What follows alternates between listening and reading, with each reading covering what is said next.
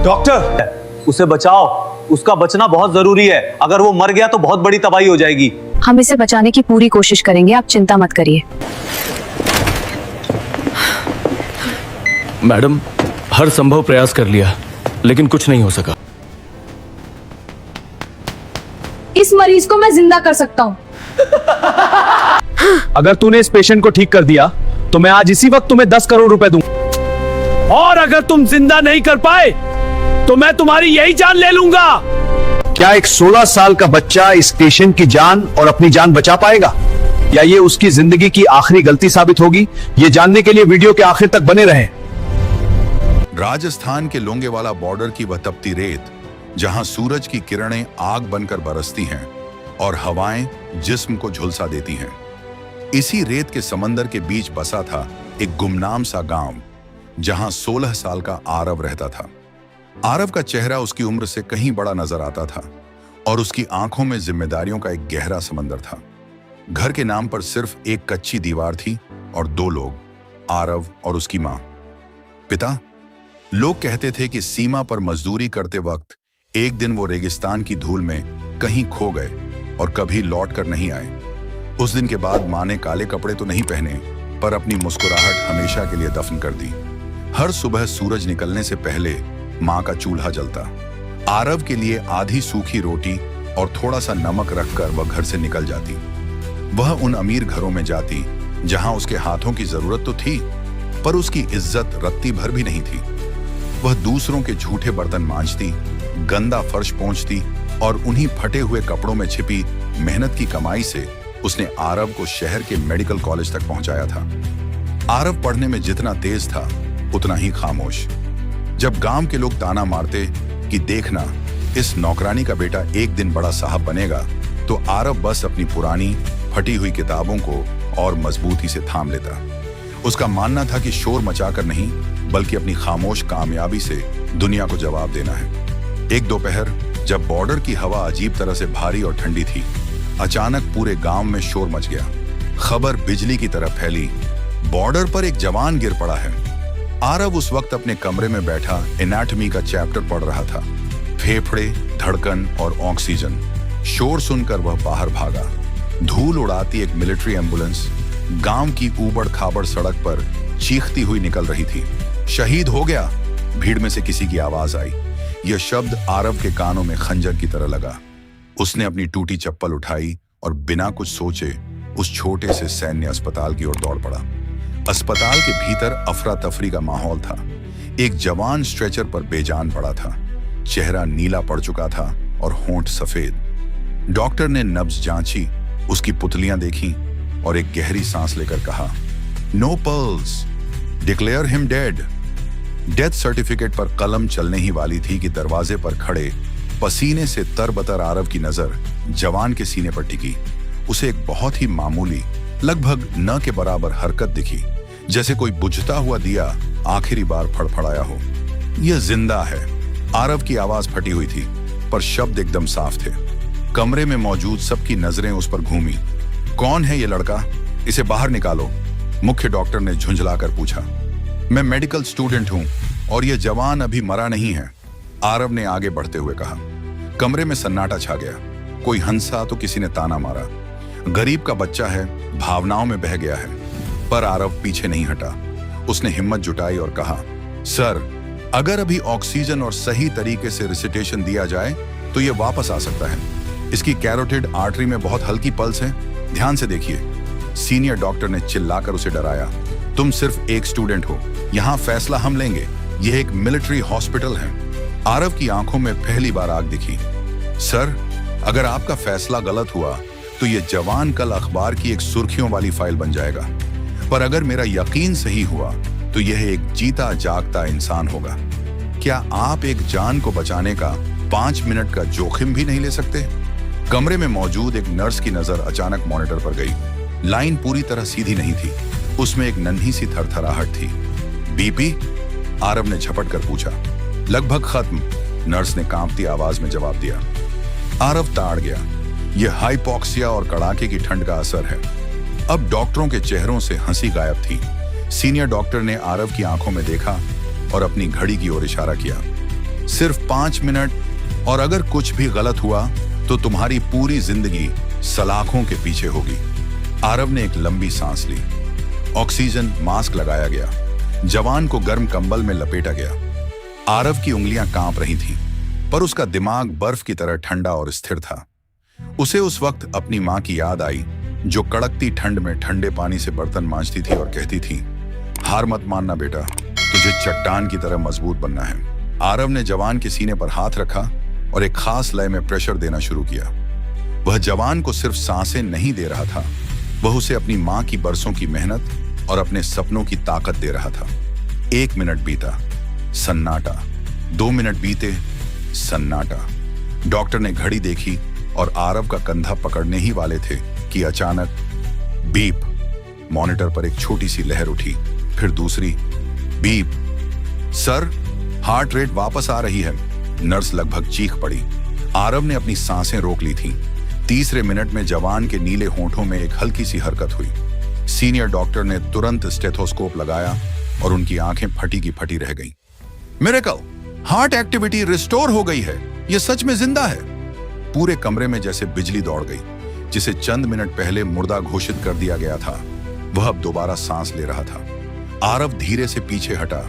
उसके पैर कांप रहे थे। वह अस्पताल की ठंडी दीवार के सहारे नीचे बैठ गया।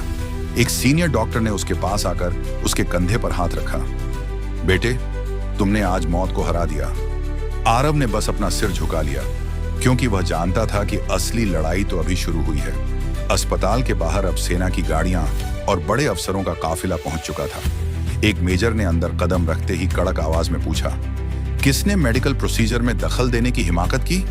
अस्पताल के गलियारे में बूटों की आवाज गूंजी। मेजर ने कमरे में कदम रखते ही कड़क आवाज में पूछा, किसने मेडिकल प्रोसीजर में दखल देने की हिमाकत की? नर्स ने कांपती उंगली से कोने में बैठे आरव की ओर इशारा किया। मेजर ने आरव को ऊपर से नीचे तक देखा। फटी चप्पल, साधारण कपड़े और आंखों में अजीब सी शांति। तुम डॉक्टर नहीं हो, फिर किस हैसियत से नियमों को तोड़ा? क्या तुम्हें पता है कि सेना में हर चीज प्रोटोकॉल से चलती है? आरव खड़ा हुआ। उसके कंधे थोड़े झुके थे, पर नजरें सीधी थीं। सर, अगर मैं नियम नहीं तोड़ता तो आप अभी एक लाश को सैल्यूट कर रहे होते। आरव ने बिना डरे मेजर की आंखों में आंखें डालकर कहा। मेजर की आंखें सिकुड़ गईं। जवान अगर मर जाता तो तुम पर हत्या का मुकदमा चलता। तुम्हारी पूरी जिंदगी सलाखों के पीछे कटती। आरव का जवाब पत्थर की लकीर जैसा था। जानता था सर, पर मैं उसे अपनी आंखों के सामने सिर्फ इसलिए मरता हुआ नहीं देख सकता था, क्योंकि कागजों पर उसका वक्त खत्म हो गया था। शाम ढलते ढलते पूरे इलाके में आग की तरह बात फैल गई। जवान की सांसें तो लौट आई थीं, पर आरव के लिए मुसीबतों का पहाड़ खड़ा हो गया। अगले ही दिन मेडिकल कॉलेज से कारण बताओ नोटिस और सस्पेंशन का फरमान आ गया। अपनी सीमा लांघने की सजा, प्रोफेसरों ने दबी जुबान में कहा। आरव की मां को जब पता चला तो वह नंगे पांव अस्पताल की ओर दौड़ी। उसने अपने बेटे को वर्दी वाले कड़क अफसरों और पुलिस के बीच घिरा देखा तो उसका कलेजा मुंह को आ गया। क्या किया तूने आरव? क्यों पड़े इन झमेलों में? उसने सिसकते हुए पूछा।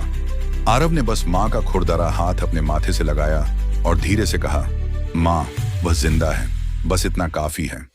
मां ने कुछ नहीं कहा, बस अपने फटे दुपट्टे से आरव का पसीना पोंछ दिया और चुपचाप उसके पीछे खड़ी हो गई, एक ढाल बनकर। अगले कुछ दिन आरव के लिए किसी नर्क से कम नहीं थे। अखबारों और न्यूज चैनलों पर उसके नाम पर जंग छिड़ गई। हीरो या अपराधी? मेडिकल काउंसिल ने उसे दिल्ली तलब किया। एक ऊंचे हॉल में 5 बड़े डॉक्टरों, कानूनी सलाहकारों और सेना के प्रतिनिधियों के सामने आरव अकेला खड़ा था। तुम्हें समझना होगा आरव कि यह सिस्टम भावनाओं से नहीं, सख्त नियमों से चलता है। अगर हर स्टूडेंट कल को खुद को डॉक्टर समझने लगे तो अराजकता फैल जाएगी, डीन ने अपनी फाइल पटकते हुए कहा। आरव ने पहली बार अपनी खामोशी तोड़ी। उसकी आवाज में एक अजीब सा दर्द और गहराई थी। सर, नियमों का काम जान बचाना है या मरते हुए को छोड़ देना? मेरे पिता सीमा पर लापता हो गए क्योंकि शायद उस वक्त किसी ने नियमों के डर से हाथ नहीं बढ़ाया होगा। अगर आपकी मेडिकल की किताबें एक मरते हुए इंसान को बचाने की कोशिश करने से रोकती हैं, तो मुझे ऐसी पढ़ाई नहीं करनी। कमरे में मौत जैसा सन्नाटा पसर गया। डीन ने अपना चश्मा उतारा और आरव को ऐसे देखा जैसे पहली बार किसी इंसान को देख रहे हों। उसी शाम उस जवान का परिवार अस्पताल पहुंचा। जवान अब पूरी तरह होश में था। जब आरव उससे मिलने आईसीयू में गया तो जवान ने अपनी कांपती हुई हथेली आरव के हाथ पर रख दी। तेरा कर्ज कैसे चुकाऊंगा छोटे भाई, तूने मुझे फिर से अपनी बेटी का चेहरा देखने का मौका दे दिया। जवान की आंखों से आंसू बह निकले। उसकी बूढ़ी मां ने आगे बढ़कर आरव के पैरों की धूल अपने माथे पर लगा ली।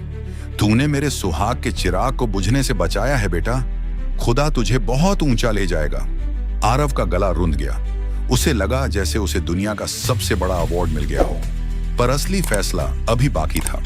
दिल्ली की विशेष टीम ने कई घंटों तक फुटेज देखी, डॉक्टरों के बयान दर्ज किए और आरव की पृष्ठभूमि जांची। 2 हफ्तों के लंबे और भारी इंतजार के बाद आरव को दोबारा उसी भव्य हॉल में बुलाया गया। उसकी मां बाहर बेंच पर बैठी तस्बीह पढ़ रही थी। मुख्य अधिकारी ने अपनी फाइल खोली और गंभीर स्वर में बोलना शुरू किया। आरव कुमार, तुमने जो किया वह मेडिकल प्रोटोकॉल के खिलाफ था। नियम कहते हैं कि तुम्हें दंडित किया जाए। आरव ने अपनी आंखें बंद कर लीं। अधिकारी की आवाज फिर बदली, लेकिन जांच में यह पाया गया कि तुम्हारी सूझबूझ और उस वक्त की गई इमरजेंसी रिससिटेशन ने एक जांबाज सिपाही की जान बचाई है, जिसे आधुनिक मशीनें भी नहीं पकड़ पाई थीं। देश को ऐसे डॉक्टरों की जरूरत है जिनके पास सिर्फ डिग्री नहीं बल्कि एक धड़कता हुआ दिल भी हो।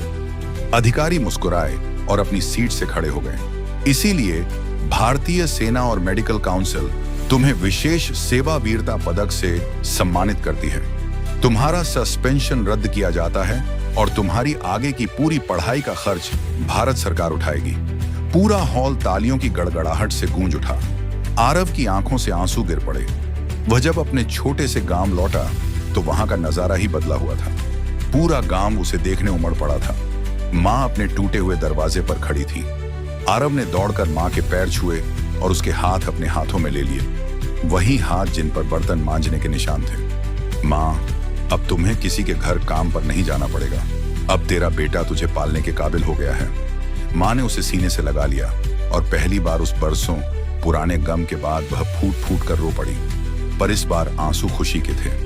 आज आरव एक मशहूर सर्जन है, पर वह कभी अपनी मिट्टी को नहीं भूला। वह आज भी बॉर्डर के उसी छोटे से अस्पताल में जाता है जहां उसने मौत को मात दी थी। उसने दुनिया को दिखा दिया कि डिग्रियां और नियम सिर्फ कागज के टुकड़े हैं।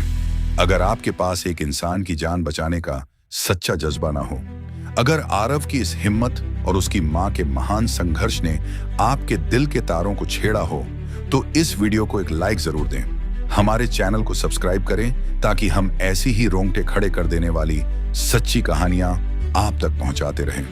कमेंट में हमें लिखकर बताइए, क्या नियमों से ऊपर इंसानियत को रखना सही था? और आप यह कहानी किस शहर से देख रहे हैं, जरूर लिखें। जय हिंद। अगर आपको यह कहानी पसंद आई हो तो चुप मत रहिए। हमारी इस वीडियो को लाइक करें, शेयर करें और हमारे चैनल को सब्सक्राइब करें। मिलते हैं नेक्स्ट वीडियो में। Thanks for watching.